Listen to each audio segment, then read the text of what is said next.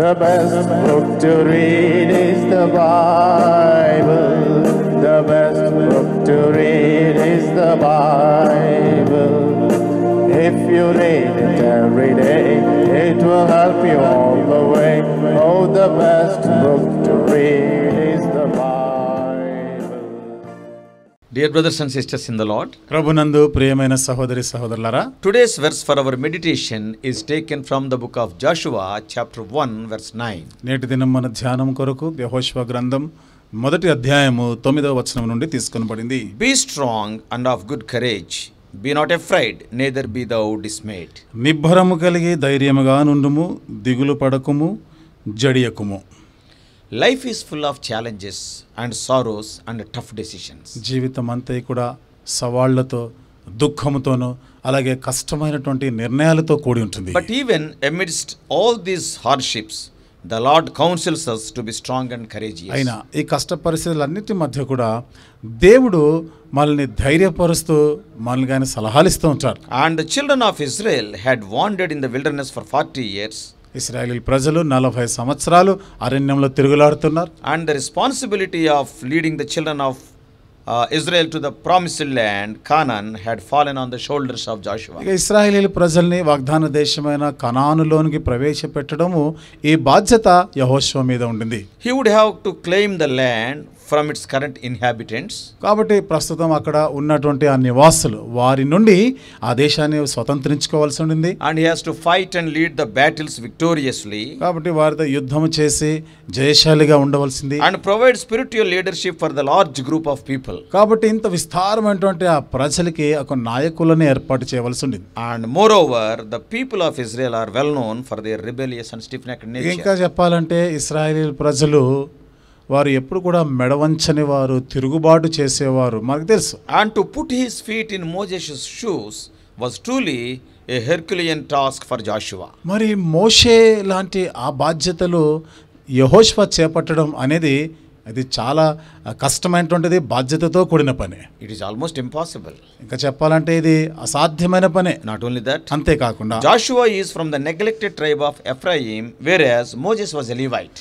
యెహోషువ తృణీకరించబడినటువంటి ఎఫ్రాయిము గోత్రానికి చెందినవాడు. మోషే మాటకు వస్తే లేవి గోత్రానికి చెందినవాడు. And as he was feeling the overwhelming weight of the task before him, మరి ఆయన ముందు ఉంచబడినటువంటి ఎంత విస్తారమైనటువంటి ఆ పని, ఆ బాధ్యతను బట్టి ఆయన మరి ఎంతో ఆనందిస్తున్నప్పుడు, and he was feeling sorry also. అంతేకాదు దాని గురించి ఆయన కొంత బాధ కూడా పడుతున్నాడు. He got his own fears. ఎందుకనగా ఆయనకున్న భయాలు ఆయనకున్నాయి. The Lord offered these words of encouragement. అప్పుడు దేవుడు ఇలాంటి ప్రోత్సాహకరమైన మాటలతో యెహోషువని ప్రోత్సహిస్తున్నాడు. In the promise for our meditation today, the Lord is saying to Joshua, నేటి దినం మన వాగ్దానము ఈ ధ్యానంలో ఉన్నటువంటి ఈ వచనాల్లో దేవుడు యెహోషువతో చెప్తున్న మాట, be strong and of good courage, be not afraid, neither be thou dismayed. నిబ్బరము కలిగి ధైర్యముగా నుండుము, దిగులు పడకుము, జడియకుము.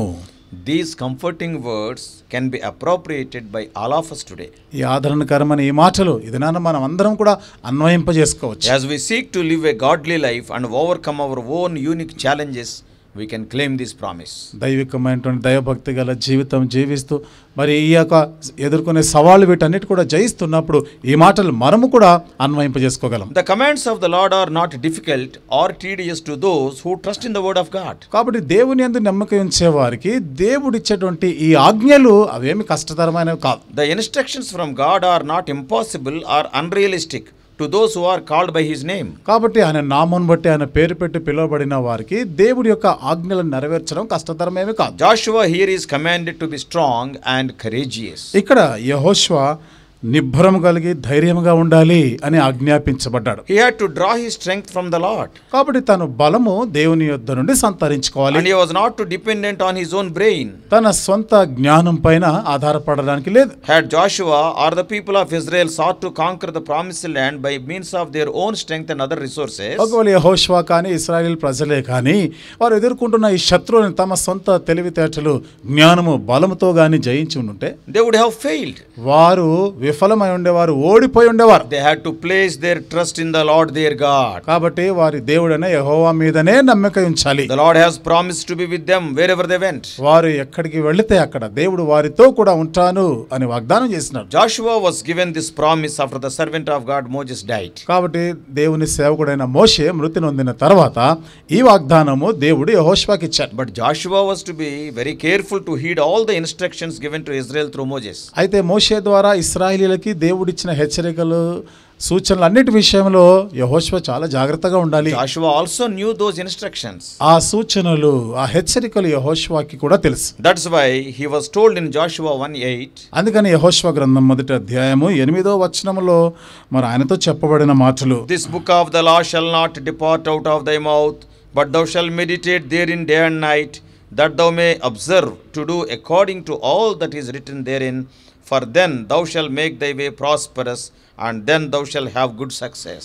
ఈ ధర్మశాస్త్ర గ్రంథమును నీవు బోధింపక తప్పిపోకూడదు, దానిలో రాయబడిన వాటన్నిటి ప్రకారం చేయుటకు నీవు జాగ్రత్త పడినట్లు దివారాత్రము దాన్ని ధ్యానించిన ఎడల నీ మార్గమును వర్ధిల్ల చేసుకొని చక్కగా ప్రవర్తించదవు. And after exhorting to meditate the word of God day and night, దివారాత్రము దేవుని వాక్యమును ధ్యానించాలి అని హెచ్చరించబడిన తర్వాత Joshua was reminded in the following verse 9. ఆ తర్వాత వచనం 9వ వచనములో యెహోషువకి ఇంకా జ్ఞాపకం చేసిన సంగతి, Have not I commanded thee? Be strong and of good courage. Be not afraid, neither be thou dismayed, for the Lord thy God is with thee whithersoever thou goest. నేను నీకు ఆజ్ఞ ఇచ్చున్నాను కదా, నిబ్బరము కలిగి ధైర్యముగా నుండుము, దిగులు పడకుము, జడియకుము, నీవు నడుచు మార్గమంతటిలో నీ దేవుడైన యెహోవా నీకు తోడయుండును. Joshua had to saturate himself with the word of God. కాబట్టి యెహోషువ దేవుని యొక్క వాక్యముతో నింపబడి ఉంటాడు. He had to meditate the promises of God day and night. అనగా దివారాత్రంలో దేవుని యొక్క వాగ్దానంలోను ధ్యానం చేస్తూ He ఉండాలి. had to trust the truths in the word of God. దేవుని వాక్యములో సత్యాల యందు నమ్మిక ఉంచాలి. He had to follow the demands of the word of God. దేవుని వాక్యంలో ఏమి చేయమని కోరబడిందో వాటిని చేయాలి. Then the Lord would become his strength. అప్పుడు దేవుడే ఆయనకి బలముగా ఉంటాడు. We too have to immerse ourselves in the word of God. మనం కూడా దేవుని వాక్యములో మునిగిపోయి ఉండాలి. The psalmist says in 1:2, కీర్తనకారుడు మొదటి కీర్తన 2వ వచనంలో చెప్తున్నాడు, but his delight is in the law of the Lord, and in his law doth he meditate day and night. యెహోవా ధర్మశాస్త్రమును ఆనందించుచు దివారాత్రము దానిని ధ్యానించువాడు ధన్యుడు. Only then we can claim the promise of today's meditation. అప్పుడు మాత్రమే అలాగైన ఎడలనే నేటి దిన వాగ్దానాన్ని మనము మరి స్వతంత్రించుకోగలము, కోరుకోగలం. And what is the practical application of this promise? ఈ వాగ్దానంలో మనము అన్వయించుకోవడానికి క్రియాపూర్వకమైన సంగతి ఏమిటి? The all powerful God is our strength and stay. సర్వశక్తి గల దేవుడే మనకు బలమై ఉన్నాడు, మనకి శక్తి అన్నాడు. And this promise is no less true today than it was in the days of Joshua. కాబట్టి ఈ వాగ్దానం యెహోషువ దినాల్లో ఉన్న దానికన్నా అదేమీ తక్కువ కాదు. God is promising to be with us in every difficulty we face. మనం ఎదుర్కొన్న ప్రతి కష్ట పరిస్థితిలో దేవుడు మనతో కూడా ఉంటాను అని వాగ్దానం చేస్తాడు. And every problem that comes in our way, మనం ఎదుర్కొనే ప్రతి సమస్య కూడా He wants to be with us just as He was with Moses and Joshua. మోషే యెహోషువలకి తోడుగా ఉన్నట్లు మనతో కూడా తోడుగా ఉంటాను అని చెప్తున్నాడు. In addition to these promises, ఈ వాగ్దానాలకి ఇంకా అదనంగా there are scores of wonderful promises. ఎన్నో అద్భుతమైన ఈ వాగ్దానాలు ఉన్నాయి. Isaiah 43:2, యెషయా గ్రంథం 43 2వ వచనం, 2 Timothy 1:7, తిమోతికి రాసిన 2వ పత్రిక 1:7, Isaiah 41:10, యెషయా గ్రంథం 41:10, Hebrews 13:5. హెబ్రీయులకు రాసిన పత్రిక 13:5. Like that, so many promises are there for us to claim. ఈ విధంగా మనం కోరుకోవడానికి అనేకమైన వాగ్దానాలు ఉన్నాయి. Therefore, whatever work is entrusted to you by God, కాబట్టి దేవుడు నీకు ఏ పని అప్పగించినా you can claim these promises and move forward in all your assignments. ఈ వాగ్దానాలని కోరుకుంటూ నీకు అప్పగించిన పనులన్నిటిలోనూ ముందుకు సాగిపోగలం. The secret of Joshua's strength, courage and fearlessness is the presence of God. యెహోషువ యొక్క బలానికి, ధైర్యానికి, భయపడకుండా బెదరకుండా ఉండేదానికి రహస్యం ఏమిటిది? దేవుని వాక్యమే, వాగ్దానమే. And his presence of God. దేవుని యొక్క సన్నిధి ఆయనకు తోడుగా ఉండడం. And the assurance of this divine presence is also applicable to all who are in Christ today. ఈ రోజు క్రీస్తునందు ఉన్న వారికి ఈ దైవికమైనటువంటి ఈ సన్నిధి మనతో కూడా ఉంటుందనే నిశ్చయత కలిగి ఉంటాం. The night before his death, Jesus Christ told his disciples, యేసు ప్రభువారు మరణించక మునుపు రాత్రి శిష్యులతో చెప్పాడు. in John 14:16, యోహాను సువార్త 14వ అధ్యాయము 16వ వచనంలో, and I will pray the Father that he shall give you another comforter, that he may abide with you forever. నేను తండ్రిని వేడుకొందును మీ యొద్ద ఎల్లప్పుడూ నుండుటకై ఆయన వేరొక ఆదరణకర్తను అనగా సత్యస్వరూపియగు ఆత్మను మీకు అనుగ్రహించును. Even in his last words on earth, భూమి మీద ఉన్నప్పుడు తన చివరి మాటల్లో కూడా he promised to be with us మనతో కూడా ఉంటాను అని వాగ్దానం even చేశాడు. unto the ends of the earth. యుగ సమాప్తి వరకు ఉంటానన్నాడు So మీతో no కూడా. matter what is going on in your life, కాబట్టి నీ జీవితంలో ఏమి సంభవిస్తున్నా కానీ ఏం పర్వాలే, Jesus is there with you యేసు ప్రభు నీతో కూడా ఉన్నాడు. during your fears of doubt, కాబట్టి నువ్వు అనుమానిస్తూ నువ్వు భయపడుతున్న సందర్భాల్లో, during your financial fears or work fears, ఆర్థికమైనటువంటి భయభీతులు గురైనప్పుడు, నీ పని ఒత్తిడి భయాన్ని బట్టి ఉన్నప్పుడు, and in your family fears and health fears, కుటుంబ సంబంధమైనటువంటి భయాలు కానీ ఆరోగ్యపరమైనటువంటి భయం నీకున్నప్పుడు, or the fears of the future, లేకపోతే భవిష్యత్తు గురించిన భయము కానీ, God wants you to know that he is with you. దేవుడు నీతో కూడా ఉన్నాడు అని నీవు తెలుసుకోవాలని కోరుతున్నాడు. Abide in his presence. కాబట్టి ఆయన సన్నిధి యందు నిలిచి ఉండు. David says in Psalm 23:1, 23వ కీర్తన మొదటి వచనంలో దావీదు అంటాడు కదా, Lord is my shepherd, I shall not want. యెహోవా నా కాపరి, నాకు లేమి కలగదు. The Lord is, the word is means today. కాబట్టి ఇంగ్లీష్లో ఆ పదం ఉంది ఈజ్ అనేది, అంటే నేడే ఈ రోజు నాతో కూడా The ఉన్నాడు present tense. అంటే ఇప్పుడు ప్రస్తుతం గురించి By మాట్లాడుతున్నాడు. abiding in his presence, we will be given strength to overcome the fears and struggles. ఆయన సన్నిధిలో నిలిచి ఉండటం వలన మనం ఎదుర్కొనే పోరాటాలు భయాలు అన్నిటిని కూడా అధిగమించగలము, బలం పొందగలం. So never forget who you are. కాబట్టి నీవు ఎవరివో ఎన్నడూ You మర్చిపోకూడదు. are a child of God. నీవు దేవుని బిడ్డవు. Also never forget whom you serve. అంతేకాదు నువ్వు ఎవరిని సేవిస్తున్నావో ఆయనను కూడా You మర్చిపోకూడదు. are no longer a slave to fear. ఇక నువ్వు భయానికి బానిసవు కానే కావు. Do not let fear control your life. భయము నీ జీవితాలను ఏలుబడి చేయనివద్దు. Don't allow fear or doubt to paralyze your progress. భయము అనుమానాలు నీ ఎదుగుదలని చచ్చిపడిపోయేటట్టు చేయకూడదు. Psalmist says in Psalm 118 verse 6, కీర్తనకారుడు 118వ కీర్తన 6వ వచనంలో ఈ విధంగా చెప్తున్నాడు, The Lord is on my side, I will not fear.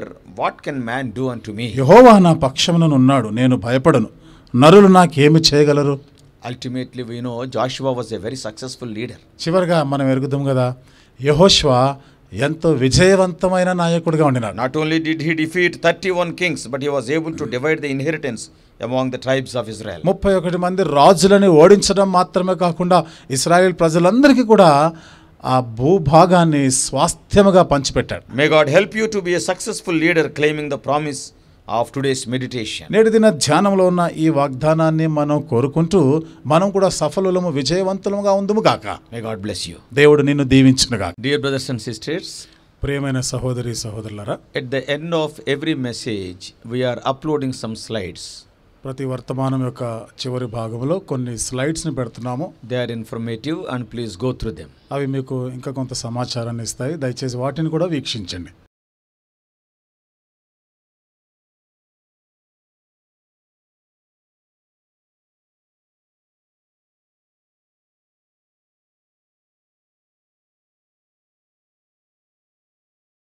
God bless you all. Please subscribe for more spiritual messages on YouTube channel John Victor Hebron.